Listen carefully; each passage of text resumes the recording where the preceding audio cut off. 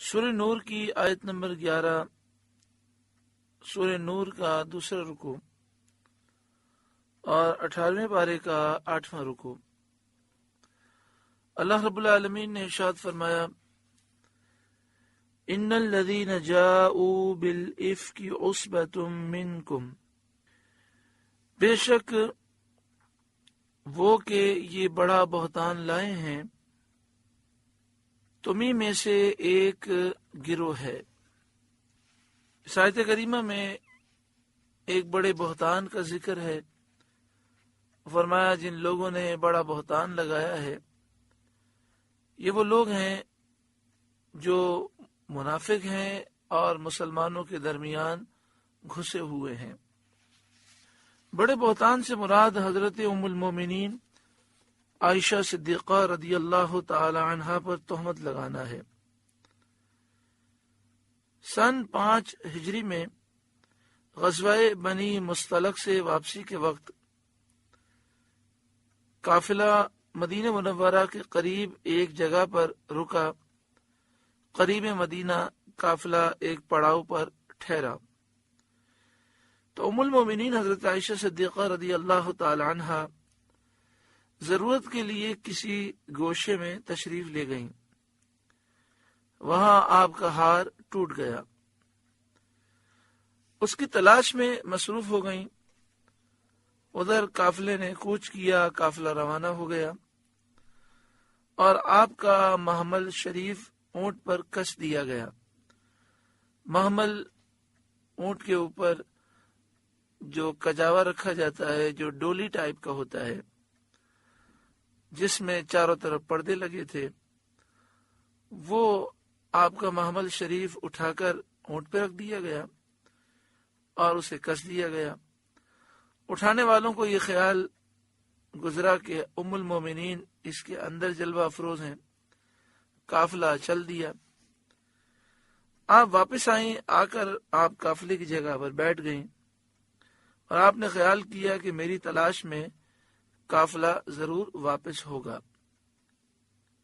قافلے کے پیچھے گری پڑی چیز اٹھانے کے لیے ایک صاحب رہا کرتے تھے۔ نبی اکرم صلی اللہ علیہ وآلہ وسلم کی عادت کریمہ یہ رہی کہ جب بھی کہیں سے کوئی قافلہ کوچ کرتا تو آپ ایک صاحب کو، ایک شخص کو مقرر فرماتے کہ وہ اس جگہ پر جائیں جہاں سے قافلہ اٹھا ہے اور اس کی تلاشی لیں، کوئی چیز رہ گئی ہو تو وہ اٹھا کے آئیں، اور پھر وہ قافلے کے پیچھے پیچھے آتے کہ اگر چلتے چلتے بھی کوئی چیز گر جائے تو وہ اسے اٹھا لے۔ اس موقع پر حضرت صفوان رضی اللہ تعالیٰ عنہ اس کام پر تھے۔ جب وہ آئے اور انہوں نے آپ کو دیکھا، بلند آواز سے انہوں نے کہا، انا للہ و انا الیہ راجعون۔ تو حضرت عائشہ صدیقہ رضی اللہ تعالی عنہا نے کپڑے سے پردہ کر لیا اور اپنے چہرے کو چھپا لیا۔ انہوں نے اپنی اونٹنی بٹھائی۔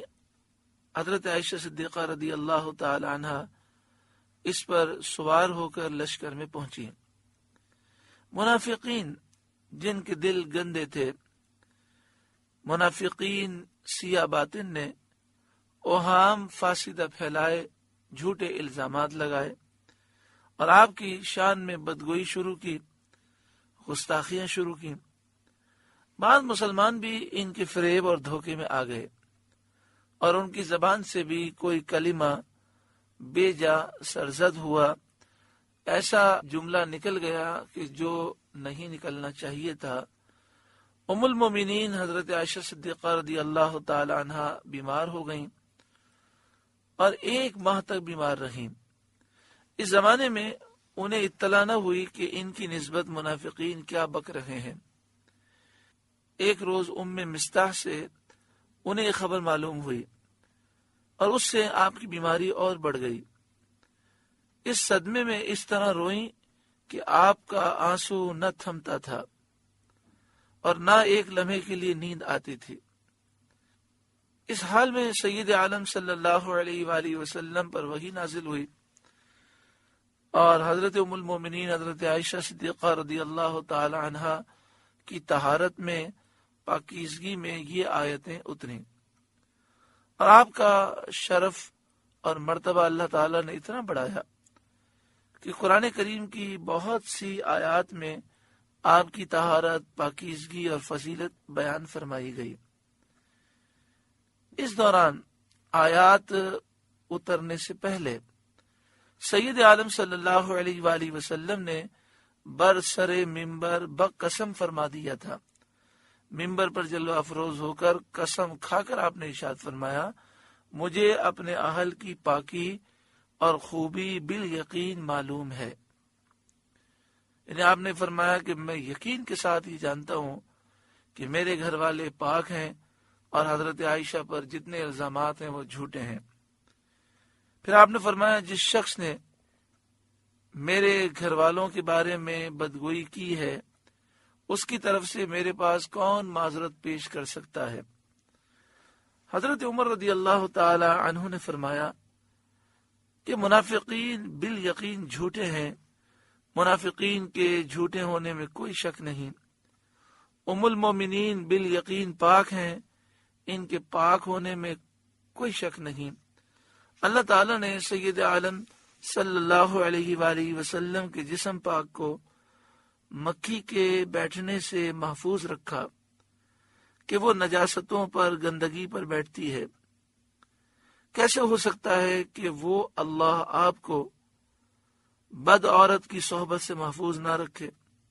یعنی آپ کی صحبت میں کوئی بری عورت آ ہی نہیں سکتی۔ حضرت عثمان غنی رضی اللہ تعالیٰ عنہ نے بھی اس طرح آپ کی طہارت بیان کی اور فرمایا کہ اللہ تعالیٰ نے آپ کا سایہ زمین پر نہ پڑنے دیا تاکہ اس سائے پر کسی کا قدم نہ پڑے۔ تو جو پروردگار آپ کے سائے کو محفوظ رکھتا ہے، کس طرح ممکن ہے کہ وہ آپ کے گھر والوں کو، اہل کو محفوظ نہ فرمائے؟ حضرت علی مرتضی رضی اللہ تعالی عنہ نے فرمایا کہ ایک جوں کا خون لگنے سے پروردگار عالم نے آپ کو نالین اتار دینے کا حکم دیا۔ حدیث پاک میں ہے، نبی اکرم صلی اللہ علیہ وآلہ وسلم نماز پڑھ رہے تھے اور کسی عذر کی وجہ سے آپ نالین پہن کر نماز ادا فرما رہے تھے۔ دوران نماز آپ نے اپنے نالین اتار دیے۔ صحابہ نے پوچھا تو نبی اکرم صلی اللہ علیہ وآلہ وسلم نے فرمایا، جبریل حاضر خدمت ہوئے اور عرض کی کہ آپ کے نالین پر ایک جوں کا خون لگا ہے۔ جوں کا خون ناپاک نہیں ہوتا، لیکن پھر بھی اللہ تعالیٰ نے یہ پسند نہ فرمایا کہ آپ کے نالین پر یہ اتنی سی آلودگی لگی ہو۔ تو حضرت علی رضی اللہ تعالیٰ عنہ نے فرمایا کہ ایک جوں کا خون لگنے سے پروردگار عالم نے آپ کو نالین اتار دینے کا حکم دیا۔ جو پروردگار آپ کی نالین شریف کی اتنی سی آلودگی کو گوارا نہ فرمائے، ممکن نہیں کہ وہ آپ کے اہل کی آلودگی گوارا کرے۔ اس طرح بہت سے صحابہ اور بہت سی صحابیات نے قسمیں کھائیں۔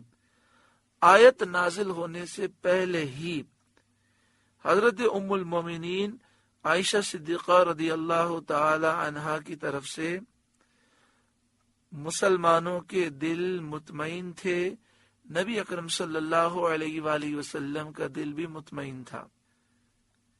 آیت کے نزول نے حضرت عائشہ کا عز و شرف اور زیادہ کر دیا، اور بدگوئیوں کی بدگوئی اللہ اور اس کے رسول اور صحابہ کبار کے نزدیک باطل ہے، اور بدگوئی کرنے والوں کے لیے سخت ترین مصیبت ہے۔